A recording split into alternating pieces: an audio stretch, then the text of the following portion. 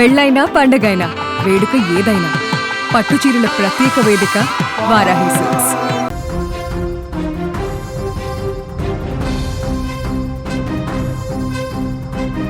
భవిష్యత్తులో డాక్టర్గా ఎంతో మందికి సేవ చేయవలసిన కూతురు ఇప్పుడు ఆసుపత్రి బెడ్పై ప్రాణాలతో పోరాడుతోంది.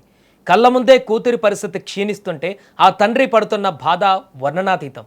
ఎలాగైనా మా కూతురిని బతికించుకోవడానికి ప్రయత్నిస్తున్నామంటూ మెడికల్ స్టూడెంట్ ప్రియాంక తండ్రి వెంకటేష్ కంటతడి పెట్టారు. వైద్యులు పరిస్థితి అత్యంత విషమంగా ఉందని చెబుతున్నారని, అప్పటికే బ్రెయిన్ డెడ్ అయిపోయిందని, ఇలాంటి స్కోప్ లేదంటూ చెప్తున్నా ఆప్నియా పరీక్ష చేస్తామని చెప్పారని ఆయన ఆవేదన వ్యక్తం చేశారు. తన కూతురి బ్రెయిన్ పూర్తిగా పనిచేయడం లేదని వైద్యులు చెబుతున్నారని చెప్పినా అతడి మాటలు ఇప్పుడు అందరినీ కలిచివేస్తున్నాయి.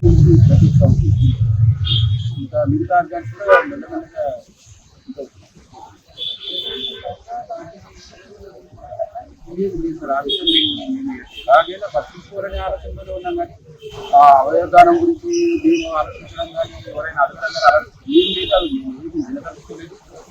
పట్టించుకోవాలనే ఆలోచనలో ఇప్పటిదాకా అన్ని ఆశలు భగవంతుని ఈ మధ్య ప్రార్థిస్తున్నాం. ఆ అమ్మాయి బతికినవాలని నేను సమయంగా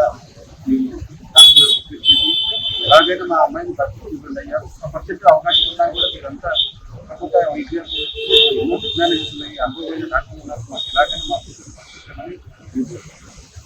మీకు న్యాయం చేయాలో మేము ఉంటాము, మిమ్మల్ని కలుస్తాము అని చెప్పి ప్రభుత్వం మీకు ఎప్పటికీ జరుగుతుంది, మీకు న్యాయం ఖచ్చితంగా జరుగుతుంది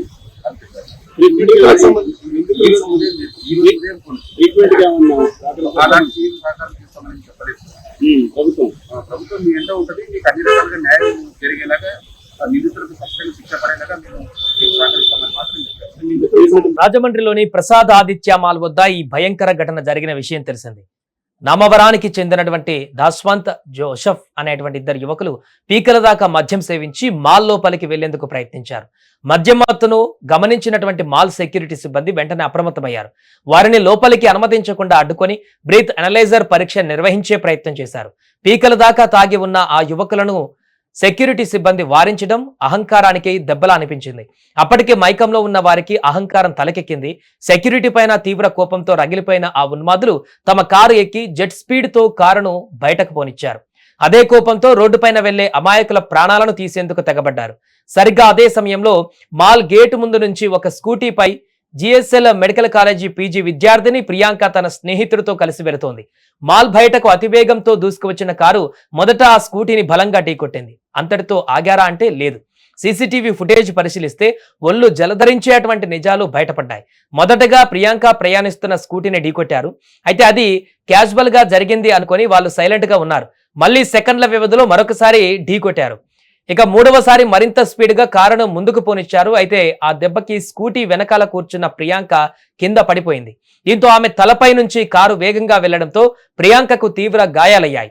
ప్రస్తుతం ఆసుపత్రిలో చావు బతుకుల మధ్య ప్రియాంక కొట్టుమిట్టాడుతోంది. అయితే కూతురి ఆరోగ్య పరిస్థితి ఆమె తండ్రి వెంకటేష్ తాజాగా మీడియాతో మాట్లాడుతూ కంటతడి పెడుతూ వివరించారు. ఎలాగైనా మా కూతురిని బతికించుకోవడానికి ప్రయత్నిస్తున్నాం అంటూ ప్రియాంక తండ్రి భావోద్వేగానికి లోనయ్యారు. వైద్యులు పరిస్థితి అత్యంత విషమంగా ఉందని చెబుతున్నారని, ఆప్నియా పరీక్ష చేస్తామని చెప్పారని ఆయన ఆవేదన వ్యక్తం చేశారు. ఇక ప్రియాంక కేసులో ధన్వంత్ జోసెఫ్లను పోలీసులు నిందితులుగా పేర్కొన్నారు. వారిని అదుపులోకి తీసుకున్న పోలీసులు కోర్టులో హాజరుపరచగా ఈ నెల 21 వరకు రిమాండ్ విధిస్తూ న్యాయస్థానం ఆదేశాలు జారీ చేసింది.